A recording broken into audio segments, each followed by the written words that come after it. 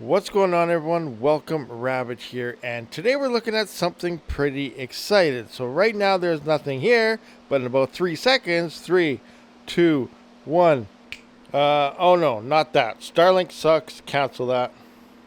We have a box from Jingle Mining, and this is a Fluminer, not just any Fluminer. This is one of the latest Bitcoin miners from Fluminer, and it's from Jingle Miner. I'm going to have that link down in the description if you're looking for some Jingle Mining products, like this guy right here. So this is the T3, and there's been a few models of this thing. I believe there's 110 terahash, 115 terahash, and the 105 terahash. I do believe this is the latest updated version, as the first couple models have had some issues. So this one is supposed to be tweaked out and better, and I do believe it is. Do a little focus job here.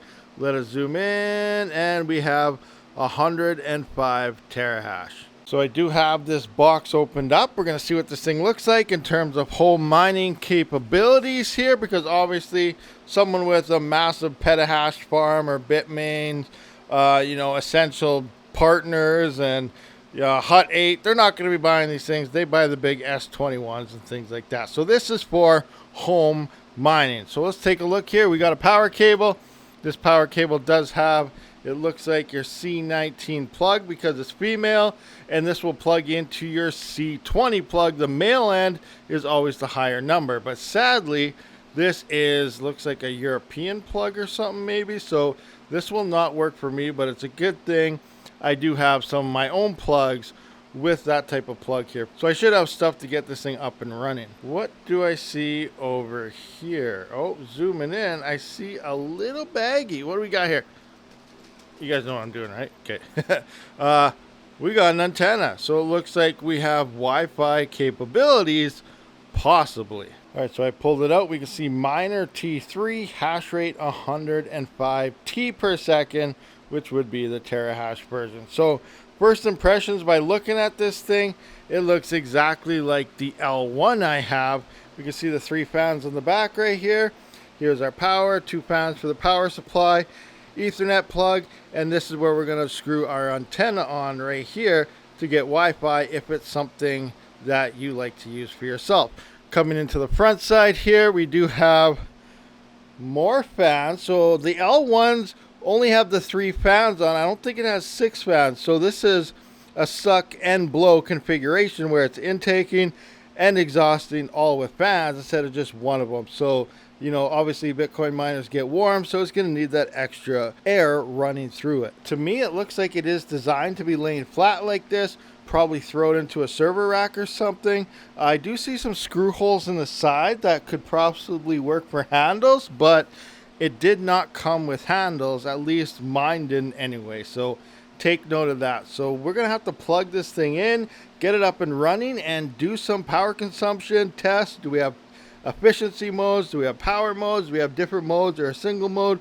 We're going to have to go through all that and see how well this thing does perform. All right, guys, so I'm in the garage. I got the Fluminer hanging out on the Octominer X8, which is hanging out on the Octominer X12, which is hanging out on 2 Jasminer X16s as stands. So bricks do work for something. Anyway, coming into here, GPUs are off because currently GPU mining sucks. More on that in a different video. Now GPUs are earning a lot, but the way I have everything configured, mining crypto sucks. AI is awesome, crypto mining sucks. So I just found this on the floor and it's not even open. We got an AE Box 2. Interesting. Anyway, we're coming into here, and on the back side, I do have my Ethernet plugged in right there where it's supposed to go. Here is my cable going to my PDU. This is the C19. It will plug into the C20 that's hanging out on the back here. As we can see, male end has the, is the higher number there, C12. And now we're going to take a look at our power because this is how much power we're currently using. So at the wall right now, we are at about 277 watts. Because this guy right here, which is the Fluminer L2, is doing us some solo mining because it's the absolute best solo miner for the script algorithm. If you want to solo mine, forget those hammer miners and all that other garbage. The L2 is the absolute most efficient miner you can get when it comes to the script algorithm, especially for the little solo miners. And it's also cheaper than most of them. Go figure. Anyway, at the wall up there, 277 watts. Let's plug this thing in like so and see what kind of power action we get. So I'm just going to take it, put this in right here. Hopefully I can do this one arm. Probably not. Probably going to burn myself. Oh, I hear it clicking. Oh, there we go. All right, I hear the fans kick in. They're fairly quiet. Now I got to go jump into the dashboard and see if we can get this thing set up. I'm probably going to throw this on Bitcoin Cash with my little solo miner down there and run it on solo mode during the test and probably after the test. All right, guys, so I am in the dashboard and it is already rocking around 104 to 107 terahash I have seen so far. Fans are spinning, temperatures are here, and we have a default pool and everything here. But the main thing here, I want to see if there's any firmware updates. So if we come into Fluminer's website, we can see Fluminer T3. There is a cache cleaner, so if you're having upgrade fails, you have to run the cache cleaning tool. But it looks like the latest version was June 23rd here, and that is version 1.15. So what version are we on? If we come into overview, software version, okay, it looks like version 2.1. So we are on a newer version than what comes with this. And it looks like the release date of this miner was June 1st. So I don't know if that's the release date of the firmware or the miner, but this is supposed to be the latest model of the Fluminer. As we know, they have issues in the past, being too loud, not very efficient, things like that. So hopefully this one is the ultimate T3 version and the final product that we may like. So we're about to find out. But anyway, it looks like we are on a newer firmware version. That's what's even on their website. So I'm going to have to set this up. We're going to come into pool settings here, and I'm going to need all my parameters for the solo pool. So I'm just going to utilize Bitcoin Cash solo pool here at 2 miners, not sponsored in any way, shape, or form. It's just where I utilize my little Hydra Bidax Octa miner thingamajigger that we see right here. So I need my wallet, which is this right here. I'm going to come into my Fluminer here, and I'm going to adjust it for all these. So worker, look at the worker names they use there. So I'm just going to go bam, period T3. And then for this one, same thing, period T3. So that's my worker name. And then here, I'm just going to paste it in T3. So there we go. We got our worker name in and our Bitcoin Cash wallet for everything. Now we need our password. I'm probably just going to go X, and X. And now we need our server information. So what do we need to connect to our server here? Now I just got to come in and click on how to start. And then we should see it right here, USA. So US solo right here. So port 9393. That's what I'm going to utilize. So we're going to come in and just put that right here. So I'm going to paste that in like so. And now to make it even easier, I'm going to copy all this. And now we're just going to go bam, control paste, bam, control paste. Submit that, submit it, let it reboot, and now we should be solo mining Bitcoin Cash to my wallet, and I can do all the tests at this point. Okay, so it does look like it's rebooting. Let's just run through everything in our dashboard here. So this little world icon here is just switching it to China mode or English mode. And then here you can see the power button. That just logs you out like so. Default username and everything is logging in through root. And root for the password as well. Just hit enter and we're back in like so. We got our overview here, which is all the information we kind of looked at earlier. Our pool settings, obviously we set our pool settings, Wi-Fi settings if you want to set up your Wi-Fi. I'm not going to utilize that. If you want me to set up the Wi-Fi to show you how it works, you know, I can do that if you want me to, but we know how Wi-Fi works. Firmware upgrade, here's where you update your firmware. For a file update, here's where you would upload a file for firmware. So it's weird they have 2 sections for firmware. So it might be for 2 different things. Other formats are not supported, must be in zip. And this says upgrade, oh, web upgrade and SD card. Okay, so your firmware, you can do it through the web or the SD card slot, which is on the thing. Or if you download the zip file, you use the file upgrade. So that makes sense. Change your password for the, thing instead of default root, system log, miner log, and that looks like that's it. So there is no eco mode or other settings for this. It's just one stop shop hit her to the hill. So I was hoping there'd be an eco mode, because then if that's the case, maybe we could run this on 120 volt. Now, the first thing we even look at that is we'd have to look at the power supply in the back to see if it even says if it's 120 volts or not. We could probably figure that out by looking at Jingle Mining's website. So maybe I'll just have a quick look here, and we should see the specs here. So obviously we can see this is $1,400. Link in the description. They have the 105 as well as the 110 terahash version. The 105 terahash is a little bit cheaper. You also get a little bit of a discount using code Rabid Mining. But it's interesting that you have 105 and 110, but up top it says 115 and the 110. But anyway, it don't matter. So let's just take a look at the voltage. Do they have it here? I am not seeing any types of voltages, but it is declaring about a 1700 watt miner at 0 to 40 Celsius. It is about 50 decibels, so I will test that to see what it looks like. But for the most part, I am not seeing what the power supply is, so I'm going to have to look at it directly, or possibly we could just do a Google search. But power infrastructure, industrial, okay, yeah. Miner description. Here we can see no voltage here either, but remember, I could be blind and maybe you guys are seeing it. And here we're going through it. I have no hidden fees. Okay. I'm not seeing anything on the voltages, but you know, you're going to need a pretty big breaker to run 1700 watts on 120 volts. So I would recommend 240 volt only for this miner. All right, guys, so looking at our power consumption, around 2068 watts at the wall right now. We come down and subtract that from the 277 that we had. We are hanging out at about 1,791 watts. So we are almost 100 watts over, 91 watts to be precise, over what the reported is being. And here for our decibel reader, I am talking. So I'm going to be quiet for a little minute here and let it kind of do its thing.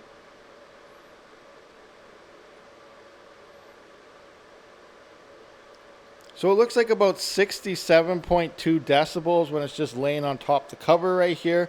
Now it's an interesting sound that's coming out of here. It's not a high-pitched squeal because it's bigger, slower fans than ASICs, but it's also not the low hum that's on the quiet miners. It's almost like a little bit of a middle ground where it sounds like a bunch of really fat, large mosquitoes, like a pile of them. So it could kind of probably be annoying for some people. It's hard to say. I'm going to flip my mic around and then put the decibel meter up to the front and back. It is exhausting through the back, so it's going to be a little higher in the decibels as the wind blows through the screen. But just to give you an idea what it sounds like and what the decibel range is on that.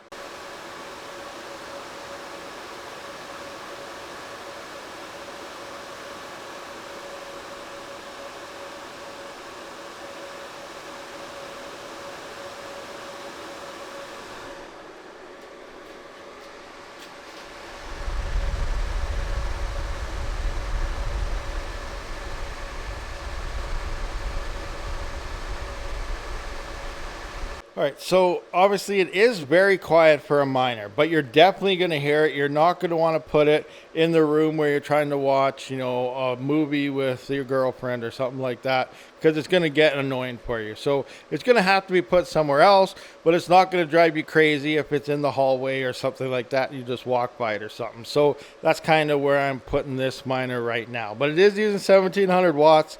So you are going to need 240 volt plus. Europe, you're okay with that. But for North American, that's not 120 volt, which is pretty much a guideline when it comes to a nice quiet home miner, because you do need the bigger power voltages. All right, guys, so let's take a look at the final numbers of the Fluminer T3 latest version and compare that to some of the other miners we were looking at in the past. So let's start with best efficiency. Most efficient miner out there, the non-release BSB B30 is the most efficient miner. We can see 66.66 gigahash per single watt of power used. Second place is the Avalon Q at 63.18 gigahash per watt. The Avalon A15 Pro is then 59.11. And this is actually in fourth place, which actually is not bad at all, coming in at 58.62. Just to compare that to some of the more popular nerd axes and stuff, like here's the Nerd QX 51. Here we can see 58. So 51 gigahash to 58 gigahash. We have the Nano 3S 50.